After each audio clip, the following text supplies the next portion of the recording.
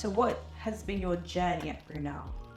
So I started off many years ago as an undergraduate student doing the mechanical engineering course on the 5-year master's course. I did a placement year, and then after I finished up doing my undergraduate course, I actually did a PhD here as well. And now I've joined the department I used to study under as a lecturer, so I now lecture in mechanical engineering. In terms of disabilities, I've got a couple. I'm collecting them at the moment. I'm an amputee, I have dyslexia, and I have a condition called photosensitivity, which is why I wear dark glasses. A little bit about my support journey. So when I started at Brunel, I actually had to postpone my course. So the year I was supposed to come here, I had a motorcycle accident. So I postponed for a year, and the team here were really supportive. They helped sort me out with accessible accommodation. They got me parking nearby, so I didn't have to walk very far from my car. And they basically took care of everything, which meant I could start the next year nice and fresh. Later down my journey, I then got my diagnosis for dyslexia, so it's about my 4th or 5th year. And once again, the team here kind of kicked in and helped get me access to software and technology, exam provisions for my final year. And the most important thing that they gave me was they taught me about dyslexia, and they changed my perceptions on it. It's not just struggling with language, it's a lot more than that. And yeah, that was the most beneficial thing. What support do you plan to offer your students? So as a lecturer, I try and embed inclusion and accessibility in all of my lectures that I give. So I try and make sure we've got different neurodivergent learners accounted for. So when I build my slides, I try and make sure they're accessible for everyone.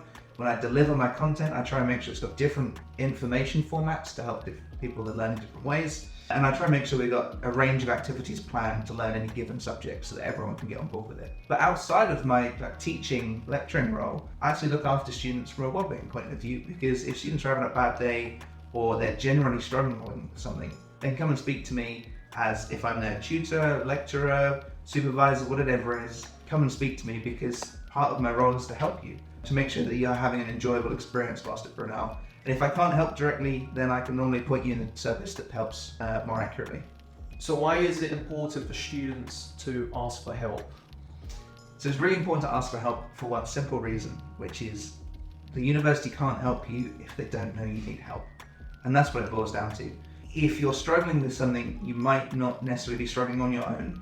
When you don't get help, it can feel very isolating. When you get help, it kind of changes your perspective on things. A lot of the help that I gained from disclosing or telling the university about my disability was learning about it.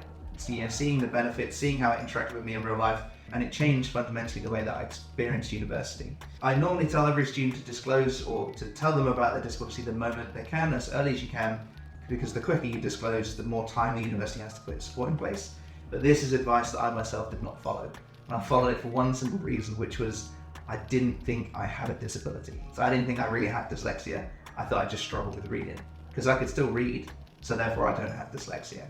And so a lot of it is people that they don't quite necessarily feel that bubble fits them, but a lot of these perceptions of disabilities are outdated, and you might find that actually it does fit for you. You do have a disability, you just might not call it by those names, or you might not see it in the same way that these kind of views have seen it.